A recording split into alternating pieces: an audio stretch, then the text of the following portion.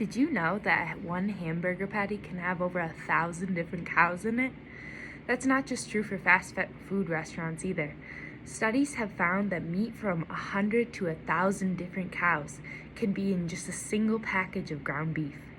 It doesn't matter if it's ground sirloin, you're still going to be eating a lot of cows.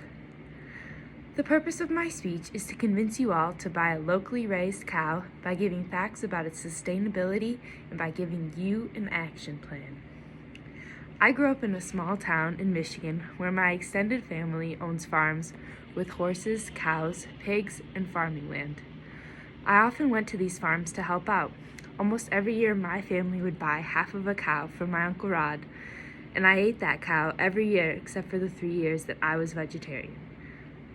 The meat industry has a crimson stain from all the documentaries that have been done on it.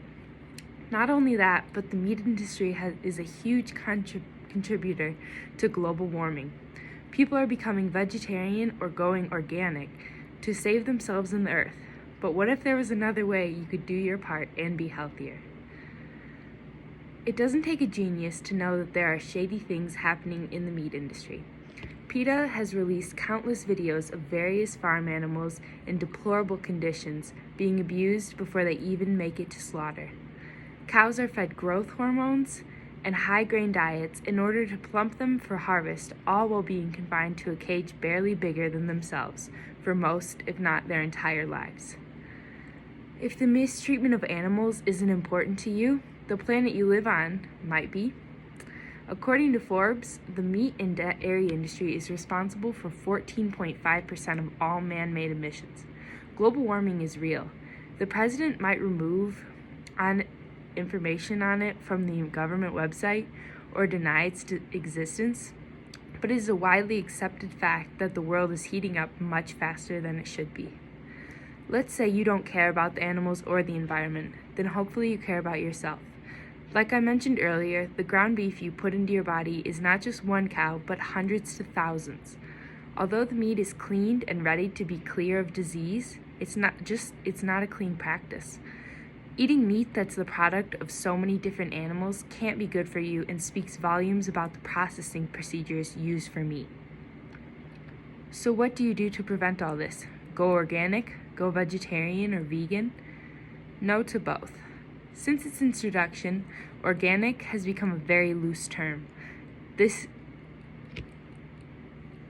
Many people hear organic and they think it's healthy or sustainable. This is not the case. The USDA says that in order for meat to be organic, it must have no antibiotics or growth hormones, it must be fed organic feed, and it must have accommodations for its natural behaviors like grazing. This seems to cover the basics and ensure that your food is treated right, but there's a huge gap. This excerpt from PETA says that while the U.S. Department of Agriculture requires animals on so-called free-range farms to have access to outdoor areas, it doesn't specify how much time they must be allowed to spend outside or how much space they should be given. The guidelines are there, but are very loose. Your organic cow will spend most of its life in a dirty pen, and your ground beef will still have more one cow in it, and your cows will still be fed corn or grain, just without pesticides.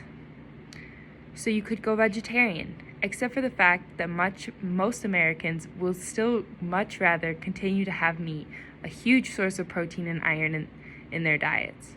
If you do make the switch though, are you doing better for the environment? Studies have shown that tofu, a vegetarian staple, is actually just as destructive for the environment as the meat industry. Not to mention, it doesn't taste that good. Other vegetarian alternatives, like fake meat, are made in labs and processed, which is not much better than the meat you were just eating. To keep meat on your table, help the environment, yourself, and others, buy a cow or half a cow from your local farmer. By buying a cow, you can eliminate the middleman. You will know how your cow was raised, where it was raised, what it was fed, and most of all, you will know that there's only one cow in your ground beef. I'm not making this up. It can be that easy to eliminate all the questions from your food. As I said before, I've done this. My Uncle Rod Lab has raised cows since he was young, and after winning the lottery, he expanded his business. Rod feeds his cows on the pasture while supplementing their diet with feed. He doesn't kick or shock his cows, and they go out on the pasture most days, if not every day. When buying a cow from Rod, you can either butcher it yourself or send it to be processed at a nearby meat processing plant. The processing plant is not tied to commercial sale meat processing, so you know that the cow you send in to get butchered is the cow you get back. In order to store the meat, you just need a chest freezer. My family of 4 would normally buy half of a cow, while someone we knew would buy the other half. The meat would last about a year, usually a little over, and includes various steak cuts, ground beef, hearts, liver, and even the bones. All of this can easily sustain your family and help the environment. Although you're still eating a cow, which farts a lot and produces high amounts of methane, you're only buying one cow, not hundreds. Also, your cow won't have to be shipped all over the country to get packaged and sent to a store for your consumption. This greatly reduces greenhouse emissions related to travel. Finally, by buying a local cow, you support local farmers. Helping your community is really the final plus, along with all of the other positives of your new cow. So, you can go to your local farmers market, talk to the people there about buying a cow. Farmers can make more off of you buying their cow than by selling the cows in large quantities to corporations.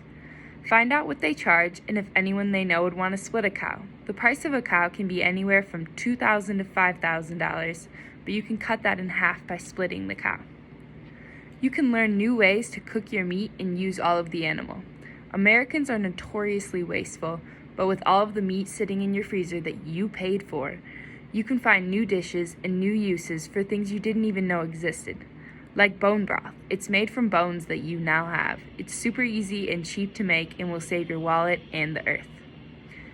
To wrap this up, I hope you all learned a little bit more about what it is on your plate at dinner and how you can affect that. I explained to you that your meat is a lot dirtier than you think, even if you buy organic. Organic does not mean sustainable or fair treatment of animals. I also covered the topic of going vegetarian instead of my suggested solution to the current meat crisis, but similar to organic food, going vegetarian isn't as good for you or the environment as you might believe. Buying a cow is a great way to help yourself, the environment, and your community. You can sleep well at night knowing that you are doing your part and your meat is doing its best to keep you healthy too. The cow might be expensive up front, it might take a minute to find a farmer you like well enough to trust with your meat, and you will need to put a place to put all that meat. But at the end of the day, you will be healthier, your earth will be cleaner, and we will all be better for it.